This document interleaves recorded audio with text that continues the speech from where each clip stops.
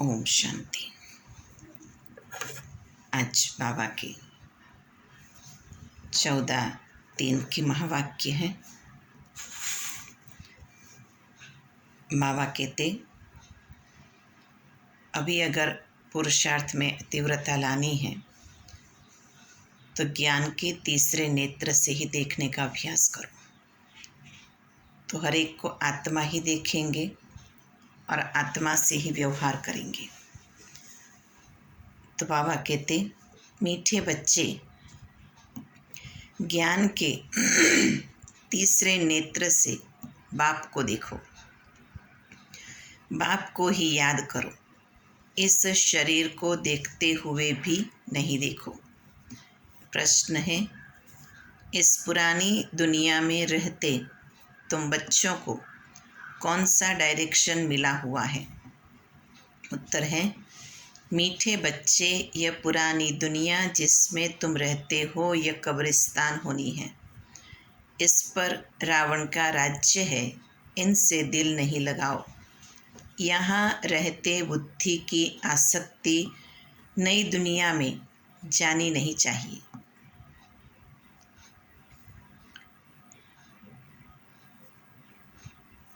गृहस्थ व्यवहार में भल रहो, परंतु कमल फूल समान रहो।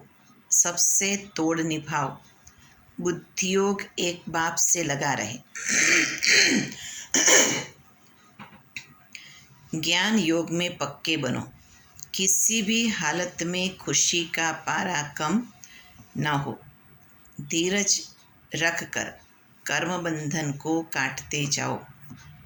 बहुत सारी बातें बाबा ने आज बता दी कि इस पुरानी दुनिया में रहते भी बाबा ने जो डायरेक्शन दिए हुए हैं कि एक तो इस रावण की दुनिया से दिल नहीं हटानी है, कब्रिस्तान समझना है, बुद्धि की आसक्ति बाबा से रखनी है, गृहस्थ व्यवहार में बल रहे लेकिन कमल फूल समान रहना है, ज्ञान और योग में पक्के बनना है, खुशी का पारा कम नहीं होना चाहिए और धीरज रखकर कर्म बंधन को काटते जाना है। गीत है, धीरज धर मनवा, धीरज धर, तेरे सुख के दिन आए कि आए।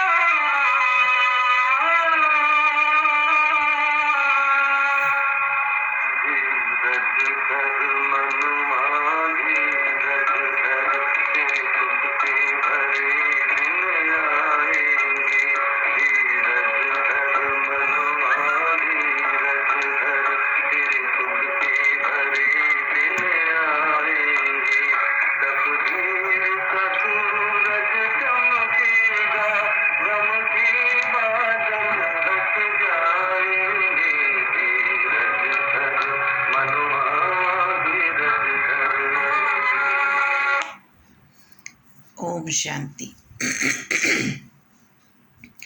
मनुष्य को धीरज धरने के लिए तब कहते हैं जबकि वह दुखी बीमार होते हैं।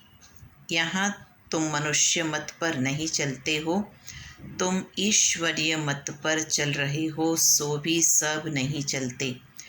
ईश्वर जिसको सत्य बाप, सत्य टीचर, सतगुरु कहा जाता, उनकी मत तो नामी ग्रामी है। भगवान ने ही श्रीमत दी थी मनुष्य से देवता बनने की अथवा देवी दुनिया के मालिक बनने की।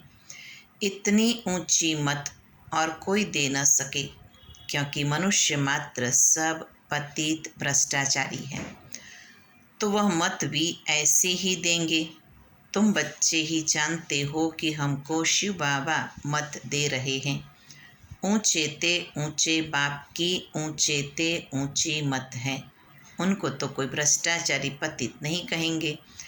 पतित ही उस निराकार बाप को बुलाते हैं, साकार की तो बात नहीं। इसलिए कहा जाता है मनुष्य की मत सुनो। मनुष्य मत, तो मनुष्य की मत मत सुनो। Hear no evil, see no evil. यह आंखें मनुष्यों की तो देखती है, परंतु तुमको तीसरे नेत्र से ही देखना है। तीसरा नेत्र बाबा कहते हैं हमें मिला हुआ है, तो आत्मा से ही बुद्धि रूपी नेत्र से देखना है, जिससे उनको देखना है और उस बाप को ही याद करना है। दूसरा कोई नहीं जिसको तीसरा नेत्र हो, जिससे वह बाप को देख सके। तुम समझो बाप को देखने जाएंगे, बुद्धि में यह तो आत्मा है न, तुम आत्मा को देखते हो, जीवात्मा कहना चाहिए। सिर्फ बहन कहने से आत्मा को भूल जाते हैं। यहाँ समझाया जाता तुम शरीर को भूलते जाओ। बाबा कहते यहाँ यही समझाया जाता कि इस शरीर को भूलते जाओ, अपने को आत्मा समझो और बाप को याद करो। उनको देखो दिव्य चक्षु से, तीसरे नेत्र से, दिव्य चक्षु से। तुम्हारी आत्मा अब सोजरा मिला है कि बाप हमारा कौन है, कहाँ रहते हैं, उनसे हमको क्या मिलना है। तुम्हारे मिसल दुनिया में कोई भी नहीं जो बाप से वर्षा लेने का पुरुषार्थ करते हो। जब तक कोई बच्चा ही न बने तो बाप से वर्षा कैसे ले सकते हैं। बाप का वर्षा तो बेशुमार है। ऊंचे ते ऊंचा है सूर्यवंशी राजा रानी बनना। बैरिस्टरी भल पास करते, परंतु उनमें भी नंबरवार होते हैं। कोई तो बहुत कमाते, कोई तो पेट भी मुश्किल भरते हैं। अब तुम जानते हो हम ईश्वर से राजाई प्राप्त कर रहे हैं। कोई भी मनुष्य को कोई कब कह न सके कि यह सत्य बाप, सत्य टीचर, सतगुरु है। मनुष्य को ऐसा कोई नहीं कह सकता। और सब गुरु लोग हैं। सतगुरु, सत्य बोलने वाला एक ही है, बाकी सब है झूठ बोलने वाले। वह सच्ची सद्गति किसी को दे नहीं सकते। सतगुरु की महिमा हम तुम भी नहीं जानते थे। कोई की भी बुद्धि में नहीं आएगा कि वह सतबाप, सत टीचर, सतगुरु कैसे हैं। तो वो तो सर्वव्यापी कह दे, बात खत्म कर देते हैं। वह परमात्मा को अलग समझते नहीं कि वह बाप है, हम बच्चे हैं, कह देते सब बाप ही बाप है। तो इनसे भी नीचे ठीक कर भीतर में परमात्मा को ठोक दिया। बाप समझाते ऐसे है नहीं। तुम बच्चों को अब निश्चय हुआ है बरोबर बाप, सत टीचर, सतगुरु एक ही है। उनको कोई जानते नहीं। अगर जानते हो तो वहाँ जा भी सके। किसी को जाना आता है तो उनके नाम, रूप, देश, काल सबको जाना जा सकता है। नहीं तो जानने से फायदा ही क्या। मनुष्य सब दुखी हैं, इसलिए शांति चाहते। उनको यह पता नहीं कि हम असल शांति धाम के ही रहने वाले हैं। वहाँ से हम आते हैं। हम आत्मा का स्वधर्म शांति है। बाबा गुरुओं के लिए समझाते, वह किसी को सदगति दे नहीं सकते। जो मनुष्य गुरु है वो किसी को सदगति दे नहीं सकते। वह डराते हैं, कहते गुरु का निंदक ठौर न पावे।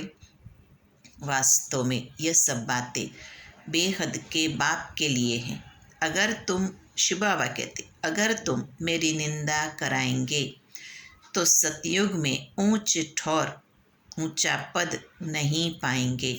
सन्यासी तो ये बात कह न सके कि तुम मेरी निंदा कराने से ठौर नहीं पाएंगे। कौन सा ठौर, कौन सा पद, कौन सी जगह। ठौर का तो कुछ पता ही नहीं। साधना करते रहते, परंतु साधना करने से सदगति को पा न सके। ये बाप ही आकर धीरज देते हैं। तुम जानते हो बरोबर 84 जन्मों का चक्कर लगाया। हम बहुत दुखी हैं। जब तक सुखधाम का साक्षात्कार न हो तो दुख धाम समझे कैसे। अभी तुम जानते हो यह दुख धाम है, अल्पकाल का सुख है। इस अल्पकाल की राजाई में कितनी खुशी होती है। समझते गांधी ने रामराज्य स्थापन किया, परंतु नहीं, यह तो और ही तीखा रावण का राज्य बन गया। सब कहते हैं पतित भ्रष्टाचारी है। आगे सिर्फ पतित थे, अब तो भ्रष्टाचारी भी कहते हैं। यह है कलयुग की अंत। कितनी रिश्वत है। बाप आकर सारी दुनिया के मनुष्य मात्र को कहते हैं अब धैर्य धरो, परंतु सुनते नहीं। पिछाड़ी में सबको मालूम पड़ेगा। प्रदर्शनी में भी ये दिखाते कि कैसे दुख की दुनिया को हटाए सुख की दुनिया बना रहे हैं। आखिर सब सुनेंगे तो सही ना। एक तरफ माया सबके गले घुटती रहती है, दूसरी तरफ बाप अपनी पहचान देते रहते हैं। अब तो ढेर मनुष्यों को आवाज़ पहुंचाना है, इसलिए अभी देखो इस साल के अंदर जो प्रोजेक्ट पे प्रोजेक्ट एक एक वर्ग अपना अपना सारा सेवा का क्षेत्र जितना भी है वो पूरा करना चाहता है। जो भी सेवाएं बाकी रही हुई है, कोई भी एरिया, कोई भी गांव, कोई भी कोना रह न जाए, इसलिए गांव के लिए ग्रामीण विकास के अंतर्गत अभियान निकाला जा रहा है। अपने उसके द्वारा भी अभियान निकाला जा रहा है, ट्रांसपोर्ट ट्रैवल्स विंग के द्वारा भी, कि कोई भी जगह, कोई भी एरिया बाकी न रहे। हर एक विंग अपना अपना सोच रहे हैं, ताकि अभी समय जो नज़दीक पहुंच रहा है अंतिमता की ओर, तो उसमें कोई भी उल्हना न मिले। तो बाबा कहते आवाज़ हर एक ढेर मनुष्यों तक पहुंचना है। जितनी जितनी महिमा निकलेगी तो फिर अखबारों में भी जोर से पड़ेगा, फिर बहुत आएंगे। यह मेहनत है। धर्म अथवा मठ आदि स्थापन करना तो बहुत सहज है। बौद्धि धर्म की एक स्पीच की तो 60-70 हज़ार बौद्धि बना लिए। यहाँ तो मेहनत है। और क्यों? क्योंकि बाबा कहते सतयुग में तो सिलेक्टेड ही जाएंगे। माया बड़ा जोर से सामना करती है। वहाँ तो माया के साथ युद्ध की कोई बात ही नहीं है।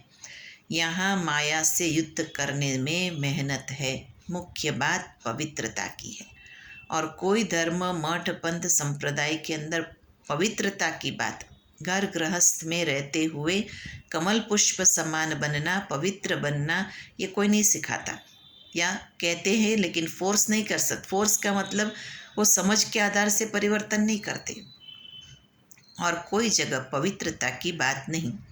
वह तो घर से वैराग्य आया तो या कुछ चोरी या पाप आदि करते तो संन्यास धारण कर लेते। इसलिए चोरों को पकड़ने के लिए भी गवर्नमेंट को सन्यासी, सीआईडी आदि रखने पड़ते हैं। दलालों के रूप में, व्यापारियों के रूप में भी सीआईडी होते हैं। पुलिस का गुप्त काम चलता रहता। दोस्ती के बहाने भी सोने के व्यापारियों से मिल जाते, फिर सब कुछ मालूम पड़ जाता है। तो धंधे वाले धंधा करते तो सीआईडी भी करते। दुनिया बहुत मुसीबतों में फंसी हुई है। तुम बहुत भाग्यशाली हो जो इन सब मुसीबतों से दूर निकल आए हो। तो अपने आप को कितना खुशनसीब समझना चाहिए। दुनिया में तो मुसीबत पर मुसीबत है, तुम्हारे लिए बहुत प्राप्ति है। वह तो दुखी होकर मरते, तुम बैठे हो यह शरीर छोड़ने के लिए।